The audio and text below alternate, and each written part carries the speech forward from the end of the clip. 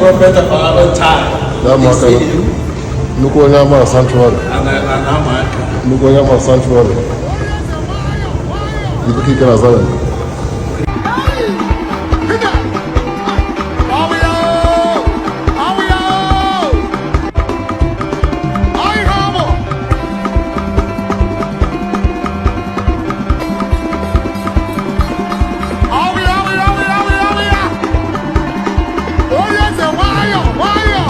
Ọ na ga-ewepụ insult, wepụ mkparị na onye kwuo opinion akparị ya, ọ ga-adịrị anyị na mma. Nke bụ eziokwu ara akụkụ mmiri bụ na Engineer CC Obi ị nwere pride, make I tell you, ị nwere pride. Ị nwere pride, haba, ọ bụ ekwu moto akwụsị ịgba. Engineer CC Obi ị nwere pride. If you look at Ebuka Obi, camera na-agbadata na video urute ebe ọ na-ewepụ ihue nya pịa nwa onwe pịa onwe ka bịara akwa Ebuka bịara ha like ka nsi afụta ka mfa ọ bụrụ ka nsi afụta men looking at Ebuka Obi onwere pride. That's men looking at Ebuka Obi onwere pride.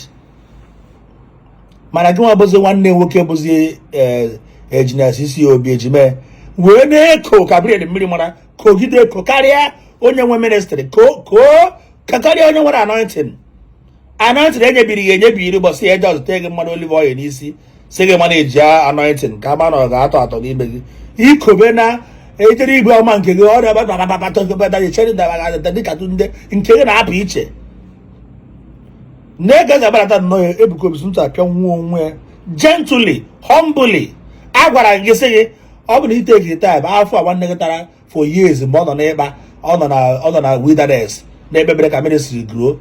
O nwere ike bụrụ ejikwara aka gị mebiri ime ministry karịa ebe a akpọ ndị outside n'ọnụ nọ ndị blọga na-achọ ka akpọtụo ministry. O nwere blọga na-akpọtụ ministry.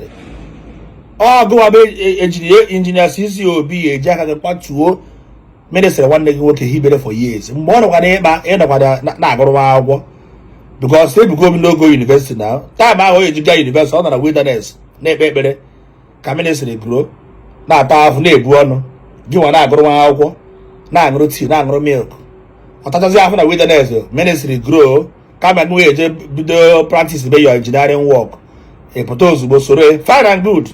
Akpọ Paul akpọ Silas akpọ Nicodemus akpọ Apollos is all good to somebody to back his brother's ministry up or business up. Mana ị na-aba gị ọ bụ ewere aka gị ejiri aka gị pull the ministry nganga gị too much. Let me just tell you face to face. Nganga gị too much CC Obi. Ị chọrọ ịkpa akwa nke gị ya bụ gold. Ebuka isi wee kpọọ suit onye na-agbara Ebuka Obi eche na ọgụ ọba Ebuka Obi. Onye na-achọ ka ya bịa aka n'isi mistakenly che na Ebuka Obi ọ makpuru n'aka gị ozugbo ibia aka engineering. Ị nwere pride Ebuka CC Obi. Engineer CC ị nwere pride. Nganga gị too much. Ada ama aka anya nwanne ọ gị nwere anointing ị na-ebu amụma ị na-eme healing. You are just a subordinate to support your brother ministry. In fact, let me tell you, Engineer CC Obi, if you were your own role in that ministry was able a prayer warrior. Your own this thing role na desire ministry was able a prayer warrior, na hidden prayer warrior. It was able to Ebuka Obi a miracle. Now the power of the miracle Ebuka Obi may through you by getting through your prayer. It was able a prayer section. Because he did saying I'm mad in him one. He will pride. I must tell you the truth. Zionites will understand what I'm saying. But now how we put sentiment apart, we put body apart, we put only who first 1 minute without listening to that person. If he was really organized, ndebo prayer marathon. He was saying a prayer. Ebuka Obi na-eme open heaven nke abalị. Ihe kwesịrị na bụ prayer marathon. Pray until something happen. To pray, push. Ka ịkpapụ ndị ekwensu na ndị ajọ mmadụ na-akụ nwanne nwoke because na ọ bụla nwanne nwoke na ihe mee nkịta automatically enweghị single anointing. Etu ọ nọkọta adị m ebu amụma. Mana gana dobe contest na ebu ama Engineer CC Obi mma aka gị fụ ụzọ because all gift all natara chi nwere.